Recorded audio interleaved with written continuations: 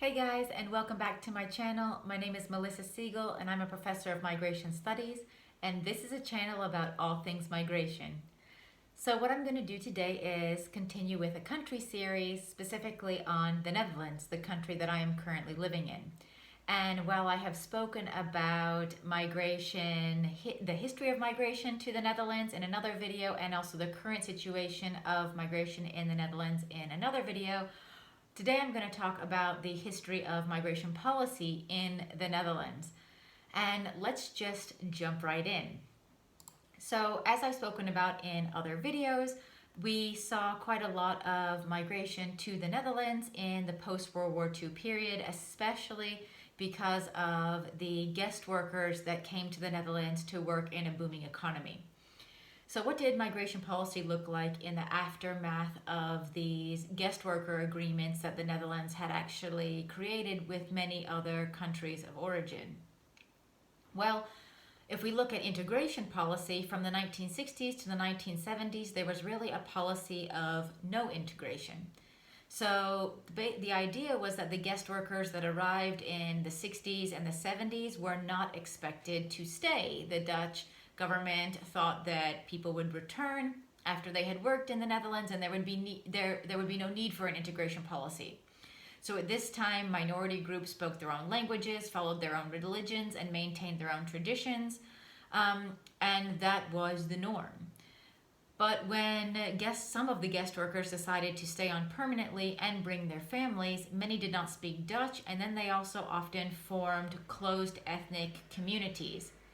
And as we saw in the previous video, most of the guest workers from especially Southern European countries returned, whereas fewer returned from Morocco and Turkey.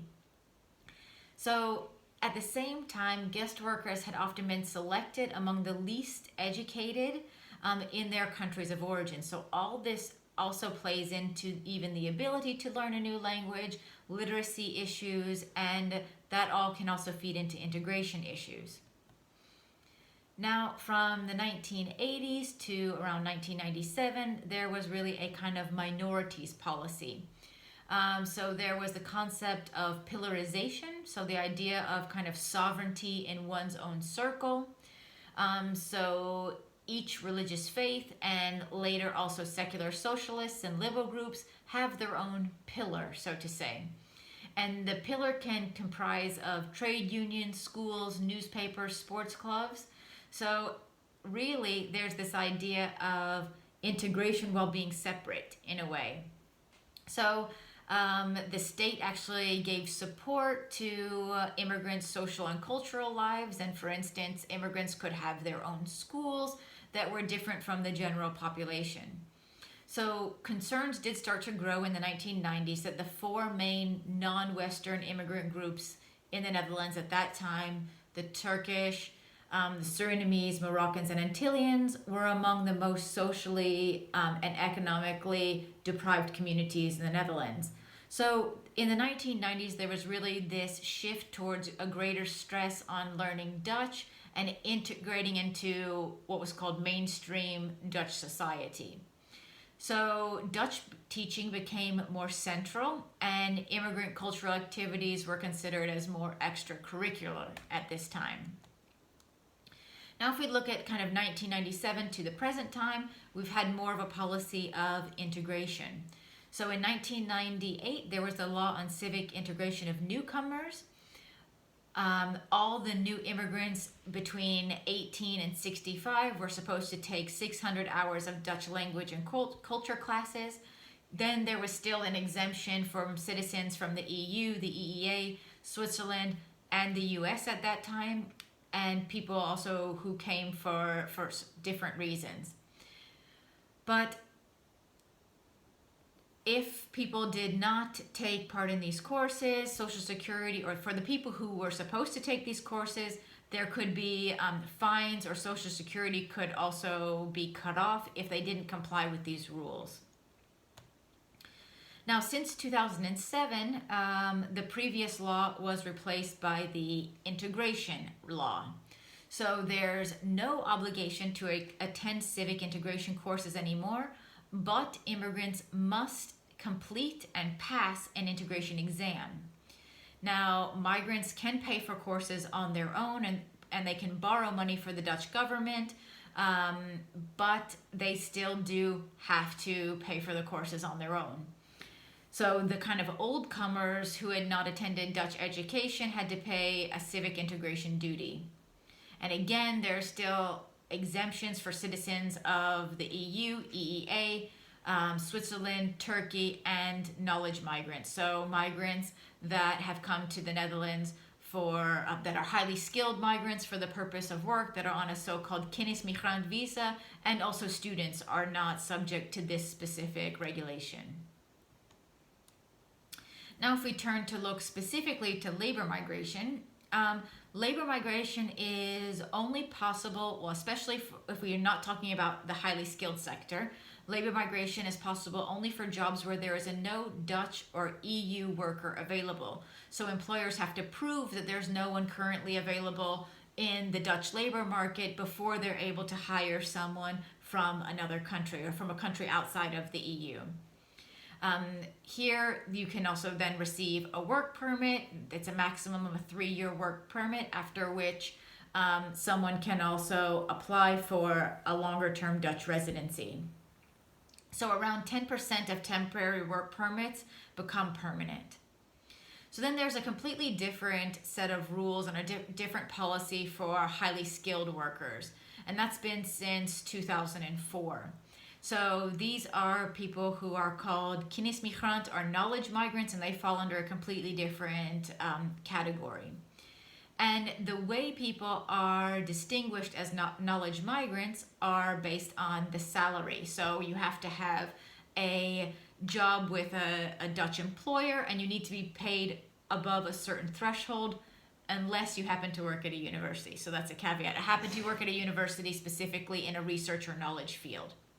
So in 2020, the minimum monthly gross salary for a highly skilled migrant aged 30 or older was €4,612 per month. So you have to prove that you make at least that much per month to be considered a knowledge migrant. So for migrants under the age of 30, the minimum monthly gross salary is €3,381. And for recent graduates of Dutch universities and higher education institutions, there is no specific age for this because people could have come and studied in the Netherlands at any age. The minimum month grossly salary for those people who immediately go into the labor market after having studied at a Dutch institution is €2,423. So you can see this is quite an interesting policy, really based on how much an employer is willing to pay. So these permits are issued based on the work contract that someone receives. So if you have a contract for 3 years, the work permit will also be for 3 years. If you have a contract for 5 years, it will be for 5 years. If it's an unlimited contract, you get a renewable permit of 5 years. So a separate rule to this also is students with, as I said before, students that also have graduated with a master's degree can also apply for a search year or orientation year after they have graduated from a Dutch institution. Now, some of these knowledge migrants are also eligible for a lower tax rate. It's called the 30% rule, but that is not for everyone. That's mainly for people who have been recruited from outside of the Netherlands. Now let's look at family migration. So a lot of the current migration policy has been focused on specifically family migration and a lot on attempts to limit poorly educated immigrants from entering the Netherlands in this way, who will possibly have fewer labor market opportunities. This is really focused on family reunification and family formation. As of 2004, there were limits put on family migration. So for someone to be able to sponsor someone, it was already the minimum age of 21. The person needed to be employed and earn at least the minimum wage so that they could actually prove that they could support someone coming over to the Netherlands. And since 2007, this person must also, so the person who's migrating to the Netherlands must also pass the civic integration and language tests if they're between the ages of 16 and 65. So the focus of this law is mainly on spouses and children, also under 18. Now let's turn and look at the forced migration policy in the Netherlands. So since 1999, it's really been the Dutch rules around forced migration are in line with the EU Common European and Asylum System. And of course, a lot of what is taken over by the European system and the Dutch system also has come from, of course, the 1951 Refugee Convention and the 67 Protocol. In 2000, we had the Aliens Act, which the asylum policy is kind of further based on. So the most recent amendments of that were in March of 2016, with the idea to try to speed up the processing of asylum claims and not make people wait so long. So the idea was that there should be an initial 8-day assessment of any asylum claims, and a final decision would be taken within 6 months. There are limited employment and access to Dutch health insurance systems, but that was also expanded from previous situations. So people do have access to some kind of protection while they're in the asylum system. If someone receives refugee status, they get a temporary 5-year permit that's initially given, and then they can actually apply for permanent residency after that. And refugees in general are distributed across different municipalities, and it's also up to the municipality to help with their integration. Now, irregular migration is, of course, another important policy point and something that has also been an issue in the Netherlands in the past.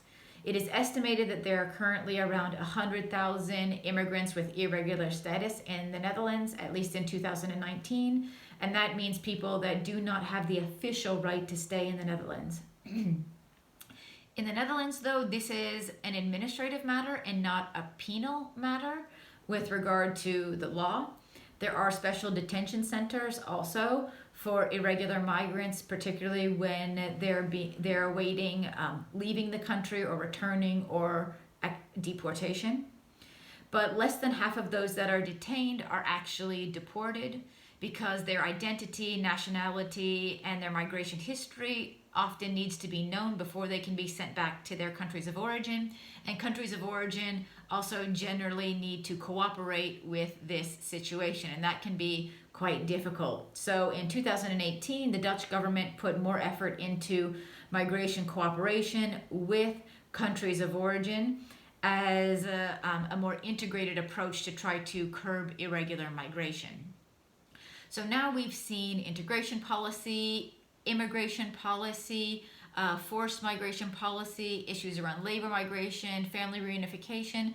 This is just a very quick snapshot of the kind of policy landscape in the Netherlands as it's evolved since especially the late 90s and a little bit before. But I hope that gives you just some ideas of what is currently going on in the Netherlands. If you have questions, of course, comment down below.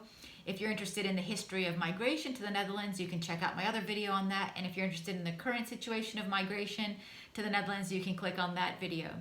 I do hope to see you next time. So if you liked this video, if you found it helpful, please like, subscribe, hit that notification bell, feel free to share, and also give me ideas for other content that you would like to see. I hope to see you next time. Bye-bye.